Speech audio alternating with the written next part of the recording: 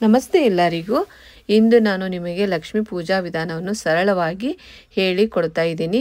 ಪೂಜೆಗಾಗಿ ಬೇಕಾದ ಸಾಮಗ್ರಿಗಳು, ಪೂಜೆಯ ಕ್ರಮ, ಆರತಿ ಹಾಗೂ ಪ್ರಾರ್ಥನೆ, ಪೂಜೆಯ ಮಹತ್ವ ಮತ್ತು ಅದರಿಂದ ಸಿಗುವಂತಹ ಫಲಗಳ ಬಗ್ಗೆ ಈ ವಿಡಿಯೋದಲ್ಲಿ ತಿಳಿಸಿಕೊಡ್ತಾ ಇದ್ದೀನಿ. ಬನ್ನಿ, ಆಗಿದ್ದರೆ ಯಾವ ರೀತಿ ಮಾಡೋದು ತಯಾರಿ ಅಂತಂದೇಳಿ ಈ ವಿಡಿಯೋದಲ್ಲಿ ನೋಡೋಣ. ಮೊದಲನೇದಾಗಿ ಲಕ್ಷ್ಮೀ ಪೂಜೆಗೆ ಬೇಕಾಗುವ ಸಾಮಗ್ರಿಗಳು: ಲಕ್ಷ್ಮಿಯ ಫೋಟೋ ಅಥವಾ ಮೂರ್ತಿ, ಹೂಗಳು, ಹರಳಿ, ಕಮಲ, ತುಳಸಿ ಇದ್ದರೆ ಉತ್ತಮ, ಹೂಮಾಲೆ, ಅಲಂಕಾರಕ್ಕೋಸ್ಕರ ಹೂಮಾಲೆ ಇದ್ದರೆ ತುಂಬಾ ಚೆನ್ನಾಗಿರುತ್ತೆ, ಅಕ್ಷತೆ, ಅಕ್ಕಿ, ಹಾಲು ಅಥವಾ ಹಳದಿ ಕುಂಕುಮ, ದೀಪ, ಬತ್ತಿ, ಎಣ್ಣೆ ಅಥವಾ ತುಪ್ಪ, ಹಣ್ಣುಗಳು, ಬಾಳೆ, ಸೀಬೆ, ಮಾವು ಇತ್ಯಾದಿ. ಒಟ್ಟಾರೆ 5 ಥರ ಫಲಗಳಿದ್ದರೆ ಸಾಕು. ತೆಂಗಿನಕಾಯಿ, ಹಾಲು, ಬೆಲ್ಲ, ಸಕ್ಕರೆ, ಏಲಕ್ಕಿ, ತುಪ್ಪ ಇವೆಲ್ಲ ನೈವೇದ್ಯಕ್ಕಾಗಿ ಇಡಬೇಕು.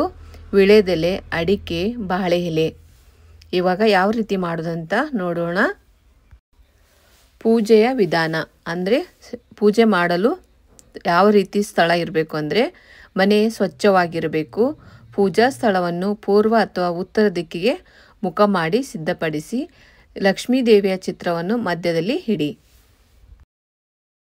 ಇವಾಗ ಸಂಕಲ್ಪ ಮಾಡುವುದು. ಪೂಜೆನ ನಾವು ಯಾವ ರೀತಿ ಸಂಕಲ್ಪ ಮಾಡೋದು ಅಂತ ನೋಡೋಣ. ಕೈಯಲ್ಲಿ ನೀರು ಹಿಡಿದು ದೇವಿಗೆ ಹೃದಯಪೂರ್ವಕ ಪ್ರಾರ್ಥನೆ ಮಾಡಿ. ಶ್ರೀ ಮಹಾಲಕ್ಷ್ಮಿ ಪ್ರೀತೈರ್ತಂ ಅಹಂ ಈ ಪೂಜಾಂ ಕರಿಷೆ ಎಂದು ಹೇಳಿ. ಇವಾಗ ಆಹ್ವಾನ ಮಾಡುವುದು. ದೇವಿಯನ್ನು ಆಹ್ವಾನಿಸುವುದು.